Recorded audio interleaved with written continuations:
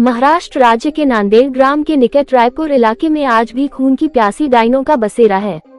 स्थानीय लोगों का मानना है कि यहाँ रात में गुजरने वाले लोगों को डायन पहले तो अपने वश में करती लेती है और बाद में उस इंसान का खून पीकर स्वयं को अमर करती है। वहाँ माना जाता है कि यह इलाका डायनों का है।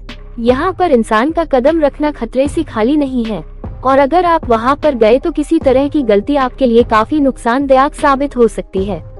अगर आपको ये यकीन न हो रहा हो तो आप यहाँ पर किसी भी पेड़ों में कील गाड़ कर खुद ही देख लीजिए, लेकिन आप लोगों का मौत से सामना जरूर हो जाएगा। आप लोगों को भले ही यह अंधविश्वास या अंधश्रद्धा लग रहा हो तो इस भूतिया गांव का यही दस्तूर है। इस भूतिया गांव को अभिशप्त माना जाता है। यहाँ पर एक दो नहीं बल्कि सारे इलाकों में डायनों का बसेरा जमा हुआ है। नांदेड़ के निकट इस छोटे से गांव में डायनों की अब पूरा राज्य बसा हुआ है।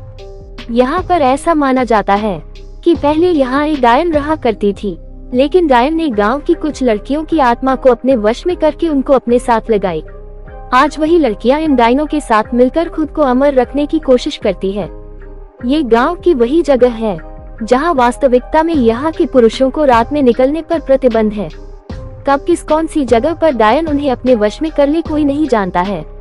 अभी तक यहाँ पर कुल 42 ऐसे मामले आ चुके हैं जिनमें से पुरुष लापता हो गए, लेकिन उनका अभी तक कोई अता पता नहीं चला है। यही माना जाता है कि डायन उन पुरुषों को मार दिया होगा। रायपुर में पेड़ों को काटने पर भी प्रतिबंध लगाई गई है। यहाँ पेड़ों के ऊपर डायनों के रहने की बात बताई जाती है।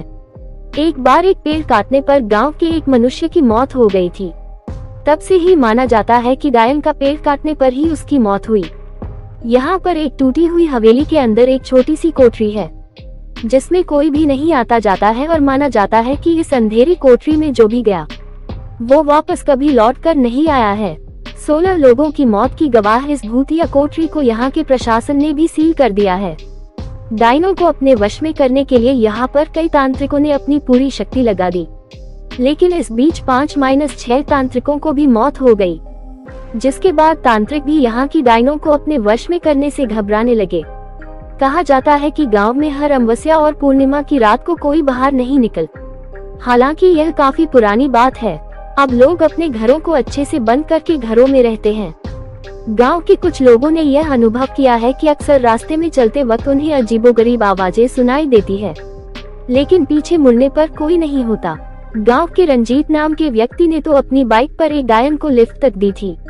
काफी लंबा रास्ता तय करने के बाद उसे एहसास हुआ कि उसके पीछे कोई बैठा हुआ है, पर उसने जब पीछे मुड़कर देखा तो कोई नहीं था। रायपुर के लोगों का मानना है कि यहाँ कई साल पहले एक खूबसूरत महिला के साथ गांव के कुछ लोगों ने बलात्कार किया था। उसे बंदी बनाकर रख लिया और बाद में उस महिला की बेरहमी से हत्या कर दी। इसके बाद वही डायन बनकर यहाँ अपना बदला पूरा करती है।